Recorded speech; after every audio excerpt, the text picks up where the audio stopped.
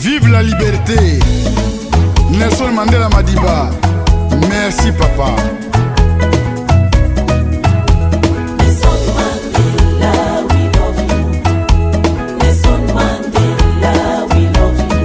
Everybody love you.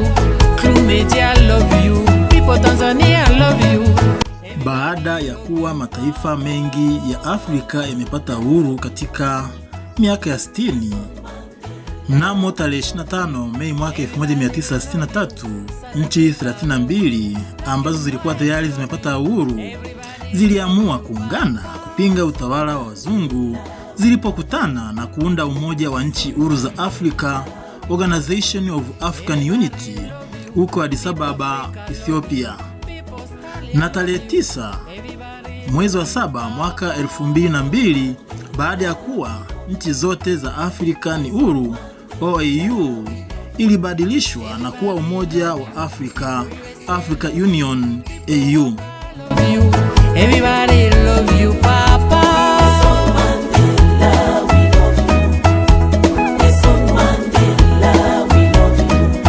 Dhumuni kuu la kuundwa kwa Umoja wa Nchi Huru za Afrika, OAU, ilikuwa ni kuondoa kabisa matabaka ya ukoloni na ubaguzi wa rangi barani Afrika, huku yakiongozwa na itikadi ya usosialisti wa Kiafrika na Pan-Africanism.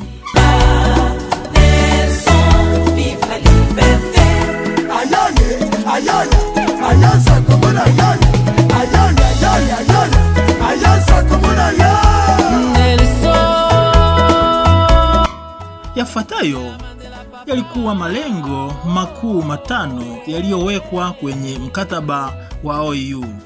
Namba 1 ilikuwa ni kutokomeza ukoloni, kulikomboa bara zima kutoka kwa utawala wa kikoloni na mifumo ya ubaguzi wa rangi kama vile apartheid nchini Afrika Kusini.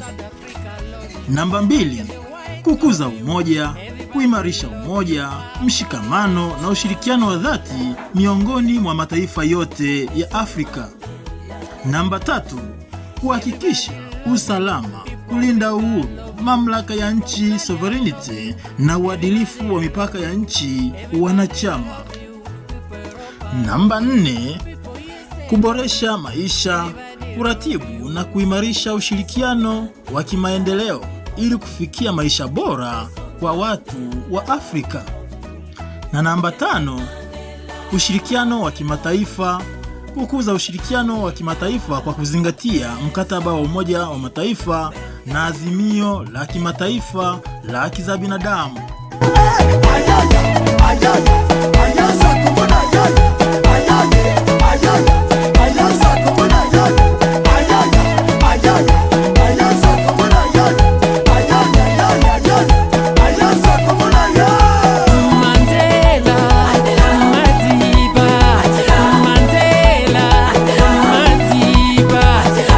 La kujiuliza ni kwa namna gani na kiwango gani malengo hayo yametekelezwa.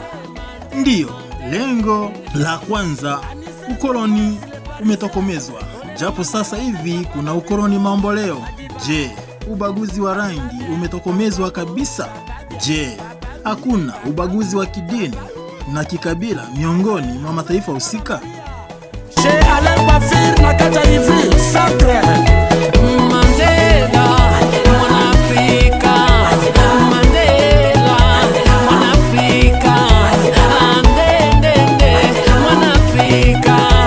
Lengo la pili la kuimarisha umoja, mshikamano na ushirikiano wa dhati vinapatikana. Tukio la hivi karibuni ambapo uko nchini Afrika Kusini, Waafrika kutoka mataifa mengine wanafurushwa kwa vitisho hata kama taratibu za kwenda huko zilikiukwa, si ni ishara mbaya kwa Afrika?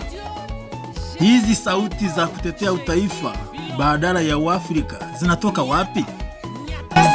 Si la production, on t'oubliera jamais.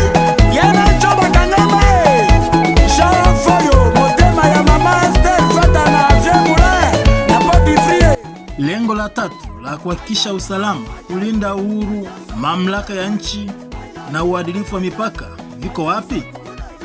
Kinachoendelea huko DRC kinatoa picha gani kufikia malengo?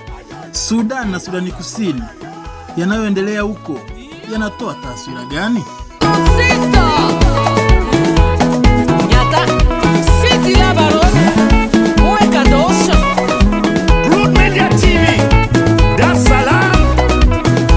Lengo la 4 la kuboresha maisha ya watu linatekelezwaje katika bara ambalo mataifa mengi yamejawa na vitendo vya ufisadi, rushwa, upendeleo na undugu, huku vijana wakihangaika mitaani bila kujali wana elimu au la?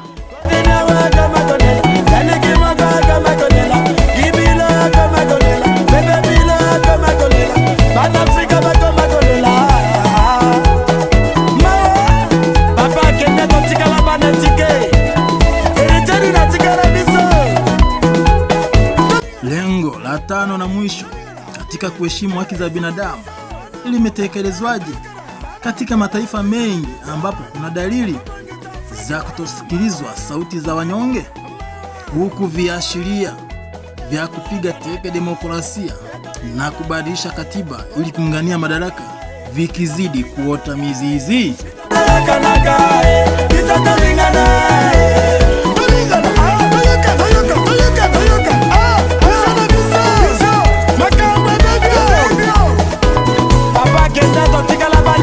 Zaidi ya yote, waasisi wa umoja huo akiwemo Mwalimu Julius Kambarage Nyerere, Haile Selassie, Kwame Nkrumah, Jomo Kenyatta na wengine walikuwa na ndoto za kulifanya bara Afrika kuwa nchi moja.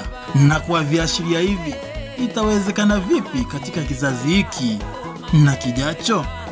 Madiba, oye baba o, Madiba, oye baba, Madiba.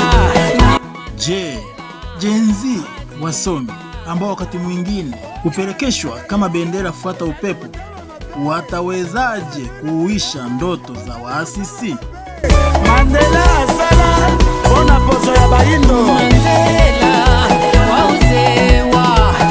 Wako wapi akina Nelson Mandela, Julius Kambarage Nyerere, Robert Mugabe na Kwame Nkrumah?